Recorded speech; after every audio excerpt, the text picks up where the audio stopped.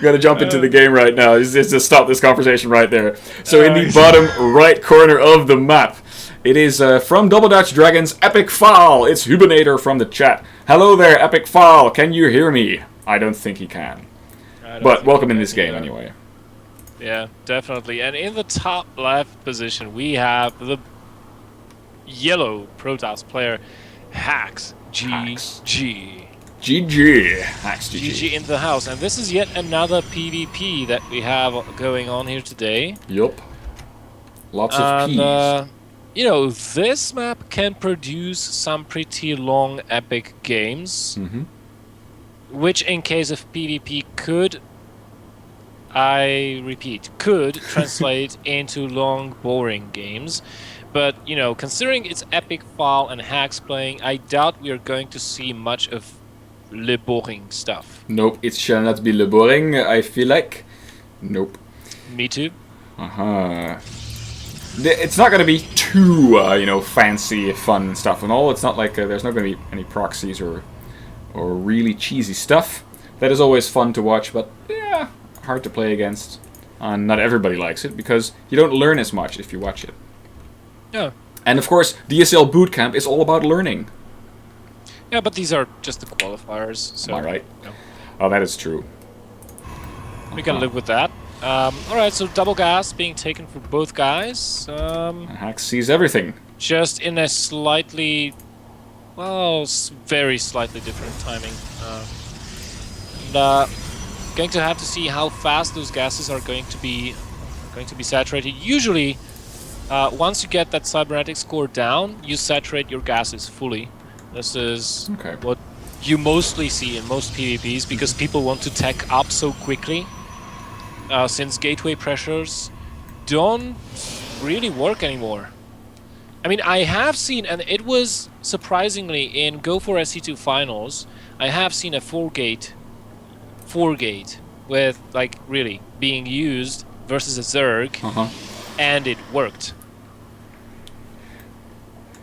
I was distracted because my neuroscientist girlfriend just came in. Oh, was yeah, she but naked? No, she's not naked. Damn you, Belle. Then why have you been distracted? No, she just came and say hi. No, yes, yeah, you go. No, she had a long day at work, I imagine, because she only came home just now. Right. So yeah, hi there. Pretty cool. I did try and listen to your analysis, though. Thank you for that. Yeah. So, we have a Twilight Council on the side of Epikfaal versus a Stargate on the side of Haxgg. Now, Haxgg does have the advantage in scouting because he has...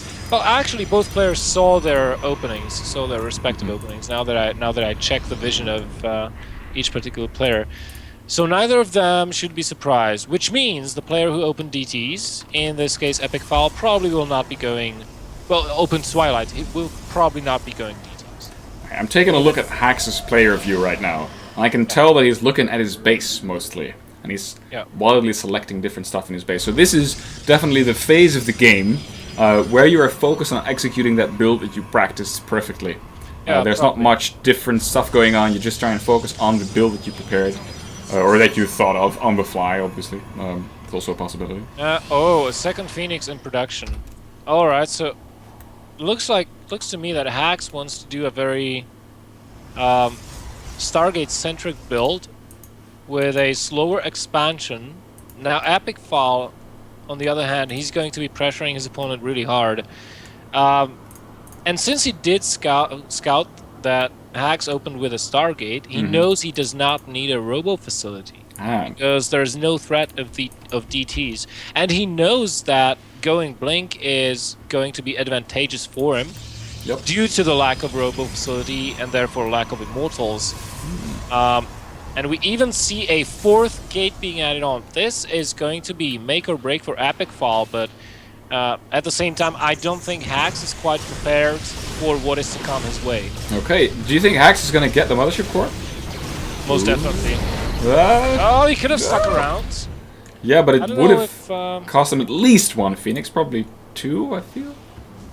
I think he should have, yeah, it would have cost him Phoenixes. I mean, it's a decision he had to make. He did. Look at this! Look at this! Look at this! Oh, now he gets the Mothership Core. Oh my god, and he Nice. gets it for free as well. Ooh, that was a big mistake from Epikfaal. And Epikfaal, you know, his blink is almost down, his pylon, however... this sucks, you know why? I know another reason why this sucks. That's because if you don't have the mothership core, you don't have high ground vision, so you can't blink into the main of Haxgg in this case. Yeah, but Haxgg, he will not have too much to defend. I mean, that is also true. Not a whole lot. Nothing? He's got 3 Stalkers, that's it. Oh, there they are. 10 Stalkers. I mean, even with Photon Overcharge, those Stalkers can stay... Oh, they're too close, however. Ooh. They're going to try to focus down the mothership core. And they will? And they will get it, get out, wait for the Photon Overcharge to kind of run out. Oh, okay. I'm gonna switch to the units tab. So we see it's 8 Stalkers against 3 Stalkers and 5 Phoenixes. Oh, Epikfaal now almost lost that Stalker, narrowly blinks away. Oh, and he loses it anyway. Yeah, he does. But it's still 10 against 3, so it's... this is... I mean, those Phoenixes should be coming back. Yeah, for they are. Haxgg. This is a big mistake. He needs every single unit he can get his hands on right now to stay alive. Because his opponent is always going to be able to outproduce him. It's 4 gateway production versus 3. Unless Epikfaal gets epically supply blocked, then I don't see him losing this. Here we go, the Phoenixes though. If they pick up all of these Stalkers... Yeah, that will change the battle. Look at this. If he utilizes Blink correctly, however, I think he's still going to probably win. Yeah, Probe's coming out now. But like you said, there's Blink in the equation for Epikfaal as well. Ooh, nice little extra warp in there, right in the main. Epikfaal made another pylon there. Looking at the units tab, it's 11 against 6, 5, now 10 against 5. Oh boy. No, this is that was a little bit of a mistake, blinking those Stalkers down the ground and then walking all the way around. But still, I mean, those pieces have run out of energy already. No pickup's going to be available after this one. And yeah, it's Epikfaal's game at this point. Yeah. Even this Void Ray that popped out wasn't enough to turn the tide. Epikfaal wins. This is not what Hubinator... this is exactly what Hubinator predicted. So, there we go. Alright, congratulations, Epikfaal. This means that he is up 1-0 in this best of 3. So time for Haxgg to make a comeback if he still wants to make it to the finals of today. But either way, whoever makes it out of this semi-final, I think the other player will be motivated to try again in the next 4 qualifiers, because if you make it to these semi-finals, then I think you stand a very decent chance of making it to the finals and perhaps even winning for another qualifier. So it should definitely be a big pickup if you make it this far. I wonder if we're gonna discover some true Dutch talents through DSCL Bootcamp. Who knows? Who knows? You could. You could, right?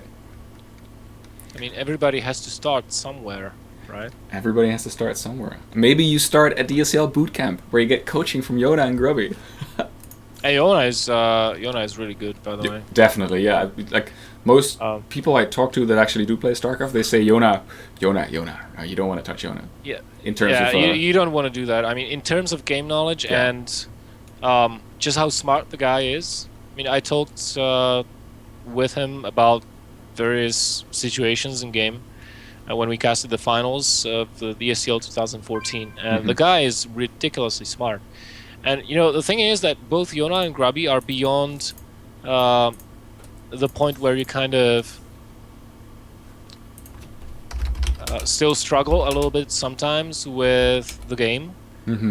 They're in a place where the keyboard and the mouse and the screen just kind of become the extension of their mind, so they're not really paying attention any longer to what their hands are doing. All they do is they think about the next step, the next step, the next step, you know. And this is, and Yona told me this himself. He said, yeah, and this is like perfectly normal. Most people get here when you just kind of become one with the machine, so to speak.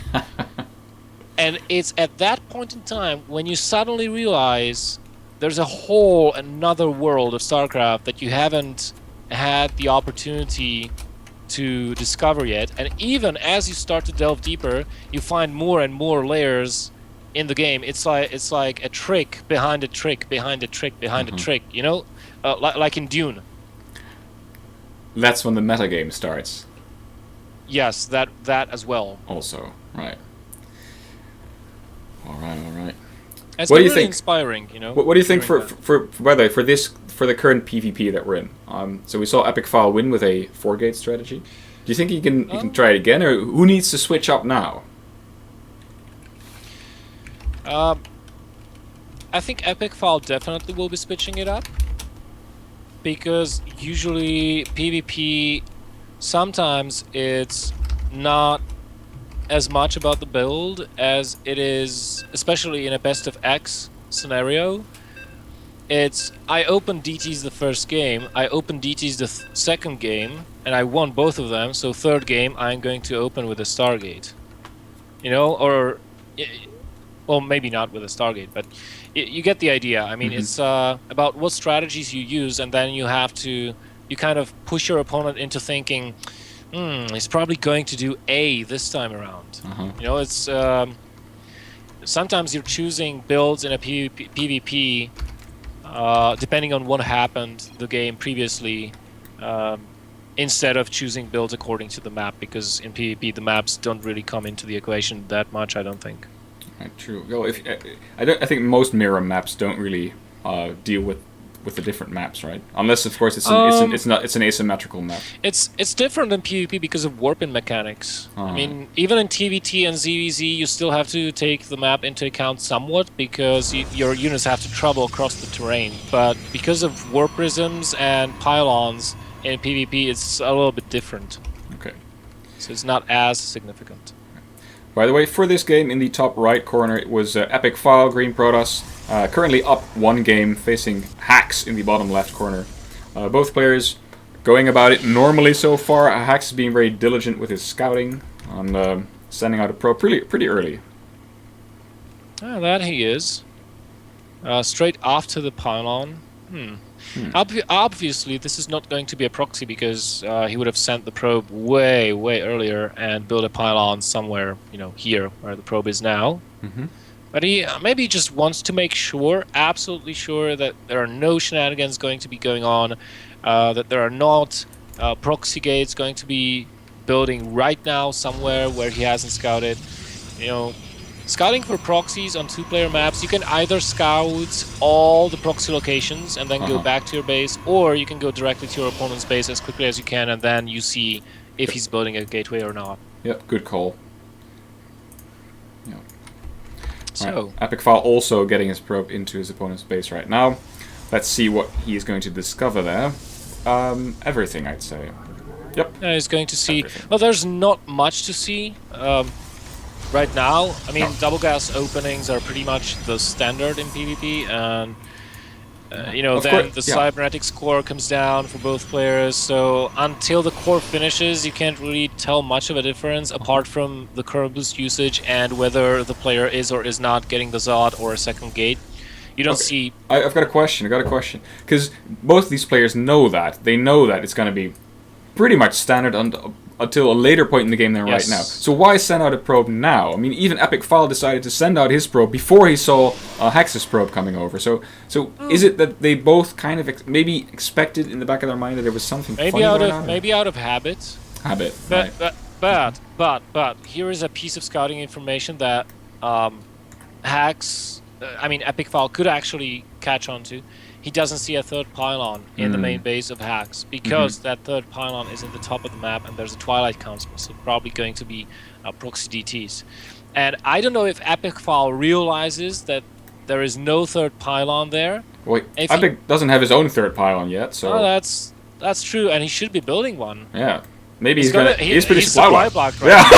Yeah. I'm like, how doesn't he need one? Yeah.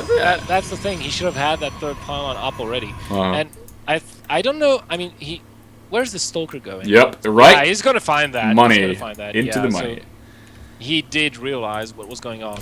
And there's the DT Shrine. Shrine. Look at this. Yep, but it's gonna get scouted so quickly. Pretty cool. It is. This is okay. So is this game now a total loss for Haxgg, or is there something he can do? I think he can. Well, he'll have to play ultra defensive, because he can't go blink. Neither. Because all it takes is for Epikfaal to unpower the Twilight Council, right? And you're not getting blink charge, nothing of that.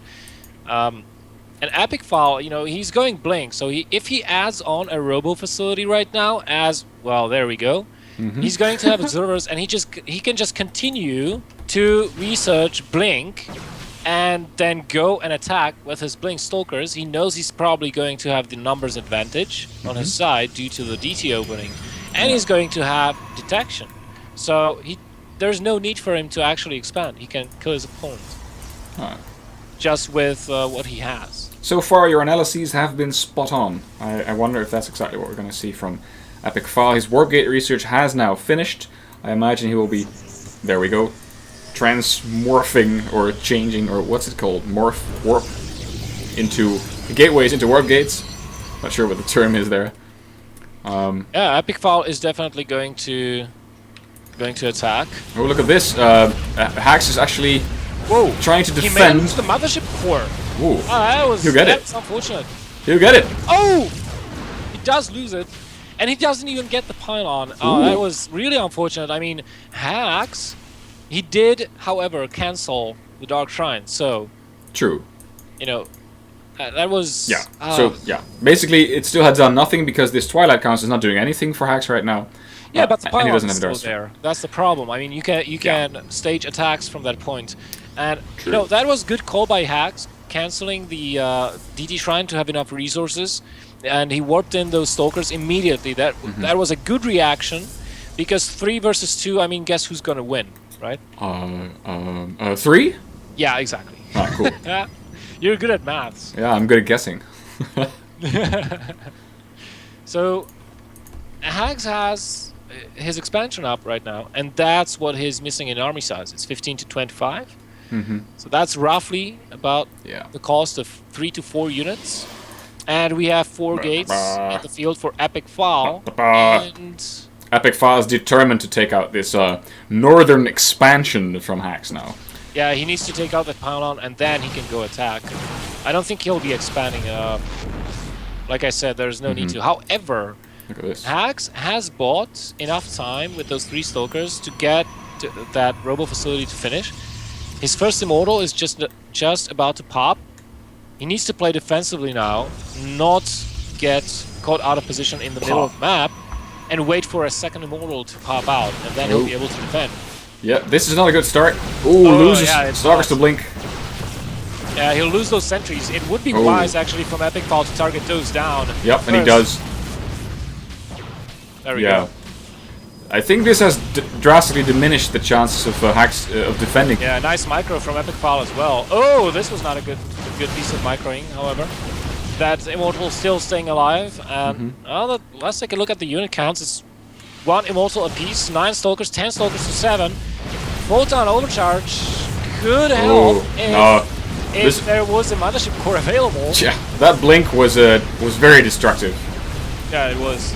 Nice attack from behind, by the way, from Haxgg, but yeah, but the army size is diminishing so rapidly for Haxgg. It's not going to end 8. Pretty. And that's the final Immortal. Army size down to 2. Now some more new warp-ins, but I think this is going to be it. Yeah, that's going to be the end. I mean, there are literally no units for Haxgg. GG gets called, and Epikfaal takes it. Congratulations to Epikfaal for making it to the finals, and congratulations also to Haxgg for making it